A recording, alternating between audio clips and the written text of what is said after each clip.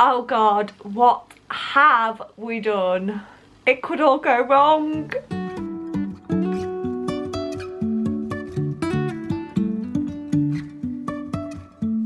Life is a winding road.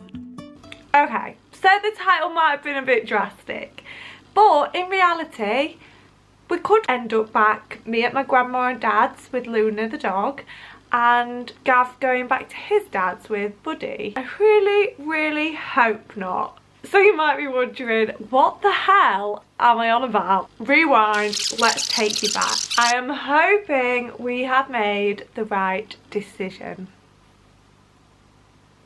So you might be wondering, what is this decision we have made? So we have decided to buy a little bit of a doer-upper, and a little bit is probably an understatement.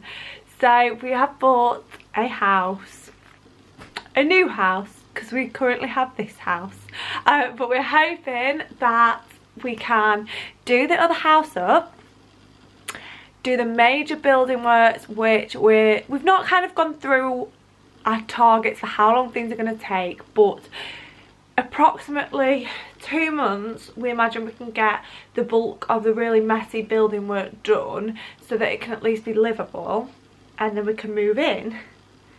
So you might be asking, why would that make you need to move in with your parents? Well, we're going to rent this one off. So if we end up renting this one, but that one's not finished in time, we might be in a little pickle. So let me tell you a little bit about the house we have bought.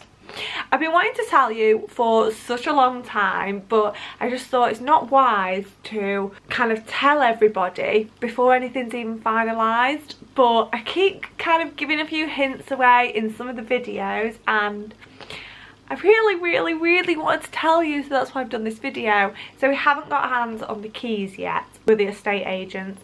Think that should be pretty soon. They're hoping for a closing of contracts on the 31st of March, which is 10 days away. What do we think, guys? I mean, I've gone on my little portal where I can track how we're getting on, and I think it's 31% of the transaction completed. Now, I'm not a mathematician, but 31% as a probability, based on the fact we bought it mid-January, I believe, not looking great.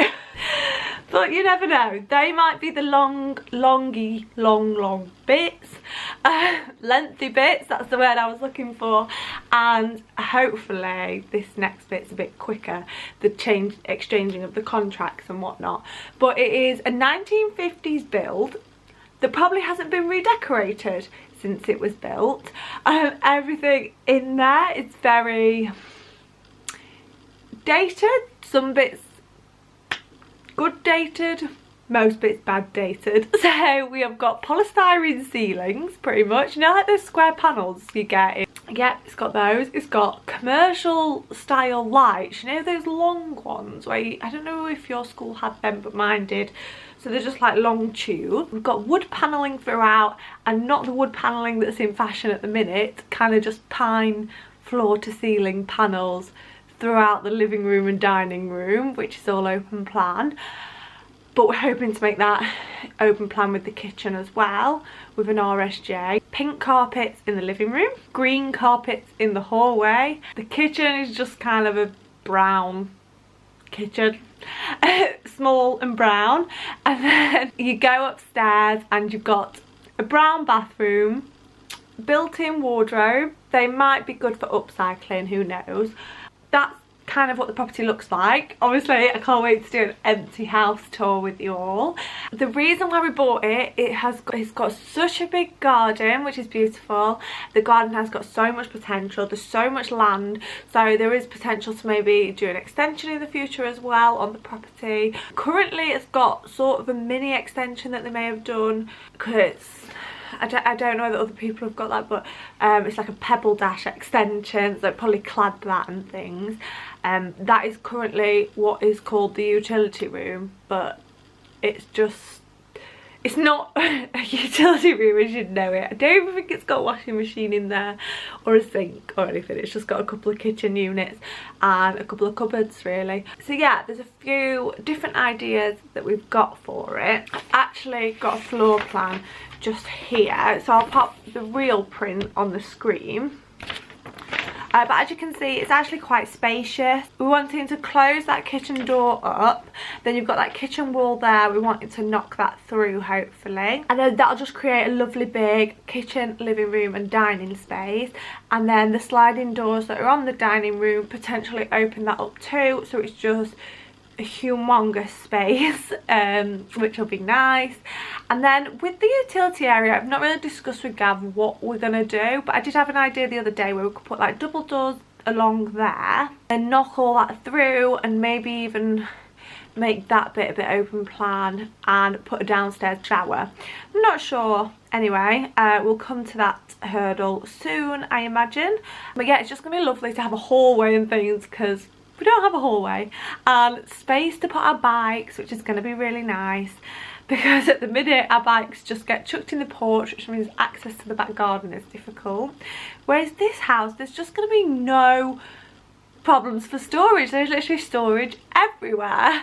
Every cupboard, nook and cranny has a bit of extra storage. We've even got under the stairs storage, cupboards within the utility area, the living room's got dated cupboards, but still cupboards.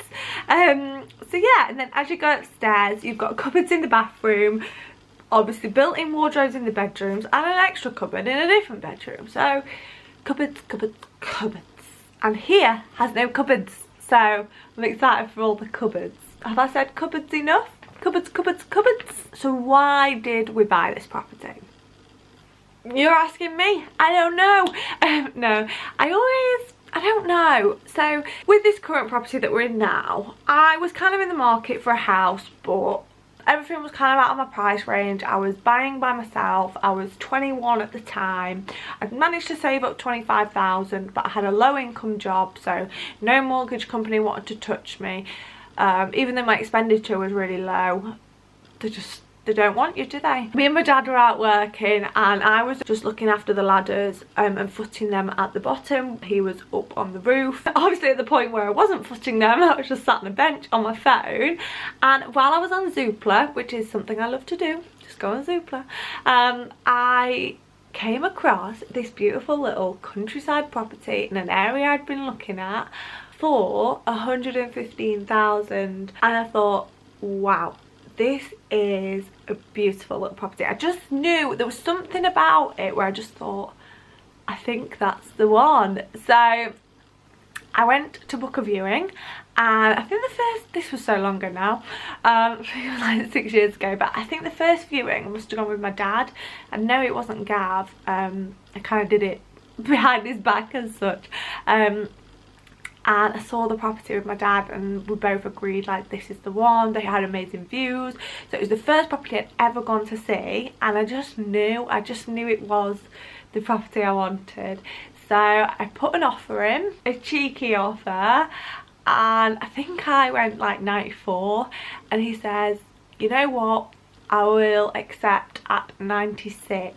And that was it. I had bought this property for £96,000. This was before the stamp duty threshold like rule had come in for first time buyers. I was a first time buyer, but if the property was over 100,000 I would have had to pay stamp duty, but because I got it under 100,000 I didn't have to pay any stamp duty.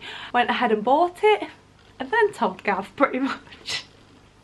No, he did have some input, but I told him that I just knew there was something about this property and I had to have it, so I was going ahead and buying it.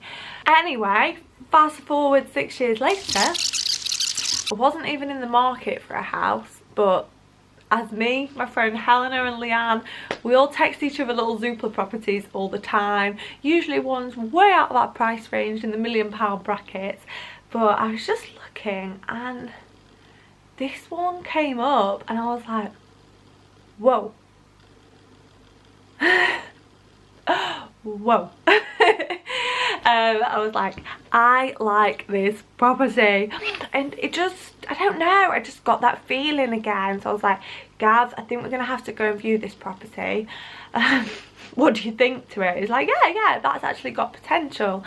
It is about a mile or two up the road, so it's literally kind of on the same road, and has, like I said, the most beautiful countryside views, which is something that means a lot to me in a property, and the land alone on it is amazing. So yeah, it came to market on Tuesday.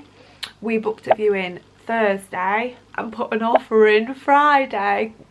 So it all happened very quickly. I think that week they'd had 10 viewings. It was a very hot property, should I say. The buyer was just wanting to get rid of it quickly because it was her dad's and her dad had passed away. I did, however, go in above asking price just because this property, I don't know, it just screamed out to me, and I just felt like this is the one. If I don't get this one, I'm going to be really distraught. So I guess it all depends on how much a property means to you. I know you can always say there's going to be others, but this is the only property that's caught my attention in the last 6 years since actually looking online. So it's a little bit of a different process. Obviously, I've only ever gone through one house buying process, but this is now a cash house buying process, which is, so far it's kind of been the same, I would say, but I don't know how it all works when it comes to the day of needing money. Do you do a bank transfer? Do you take a briefcase of cash?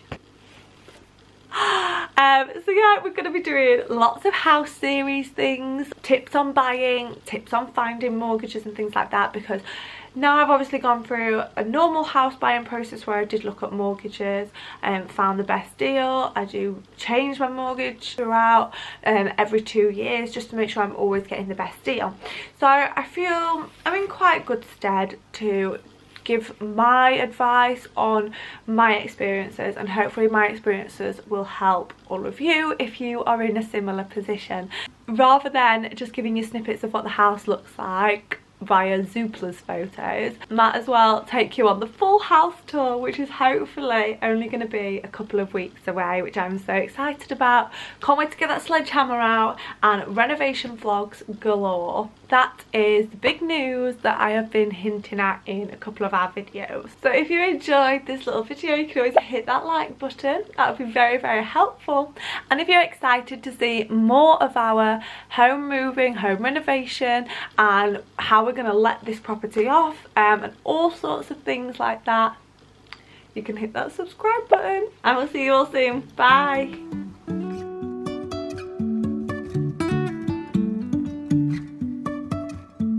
Life is a winding road.